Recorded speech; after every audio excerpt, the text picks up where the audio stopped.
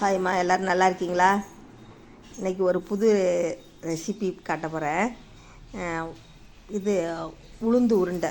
நம்ம உடைக்காத உளுந்து இருக்குல்ல, கருப்பு உளுந்து, அதை வாங்கி கழுவி காய வச்சு அதை மிஷினில் கொடுத்து அரைச்சிக்கிங்க. இந்த மாதிரி அச்சு வெல்லம் இருக்குல்ல, அதை நல்லா நைஸாக பொடி பவுடர் மாதிரி அடிச்சுக்கிட்டு எடுத்துகிட்டு இந்த மாவையும் அப்படியே ஒரு இதில் பாத்திரத்தில் போட்டுக்குங்க. இந்த மாதிரி போட்டுக்கிட்டு இதை அந்த வெல்லம் நுணுக்கணும்ல, வெல்லம் அதை எடுத்து இதில் போடணும். இது எதுக்குன்னா எலும்புக்கு ரொம்ப நல்லது. குட்டி பசங்களுக்கு கொடுக்கலாம், பெரியவங்க வயசானவங்க இல்லை நம்ம எல்லாருமே சாப்பிட்லாம். டெய்லி ஒவ்வொரு உருண்டை சாப்பிட்டா போதும். ஈவினிங் ஸ்நாக்ஸ் மாதிரி கூட பசங்களுக்கு கொடுக்கலாம். நல்லது உடம்புக்கு, எலும்புக்கு பலம் வரணும். இதெல்லாம் நாங்கள் எங்கள் ஊர் பக்கம்லாம் செய்வாங்க.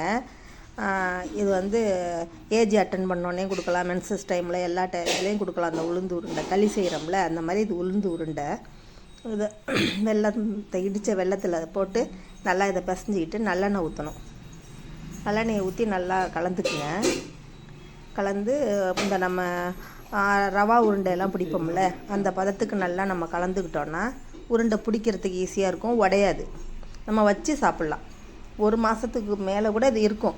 உருட்டி நம்ம வச்சுக்கிட்டோன்னா அது பாட்டுக்கு இருக்கும். டெய்லி ஒன்று தானே சாப்பிட போகிறோம், அதனால் நல்லாவே இருக்கும்.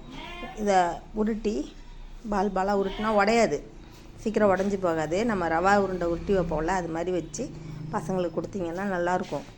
இது கருப்பு உளுந்தில் செய்கிறது. அரைச்சோன்னே இப்படி வெள்ளை கலரில் வந்துடும்.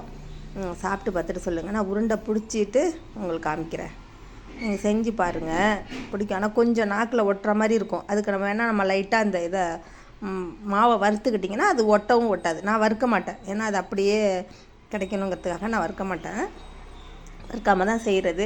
சில பேர் பிடிக்கலைன்னா வறுத்து கூட செஞ்சுக்கலாம். இந்த மாதிரி வேணாலும் செஞ்சுக்கலாம்.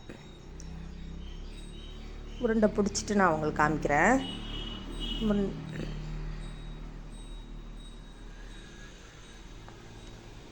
இந்த வந்துடும். இப்போ பிடிச்சாச்சுன்னா நீங்கள் பாருங்கள், பார்த்துட்டு சொல்லுங்கள், கமெண்ட்ஸில் சொல்லுங்கள் எப்படி இருக்குன்னு. ஃபுல்லாக உருண்டையை பிடிச்சிட்டு நான் உங்களுக்கு காமிக்கிறேன்னு சொன்னேன்னா இதான் ஃபுல்லாக உருண்டை வந்துடுச்சு. பாருங்கள், பார்த்துட்டு சொல்லுங்கள். வாங்க எல்லோரும் சாப்பிட்டு பார்க்கலாம் எங்கள் வீட்டு உருண்டை.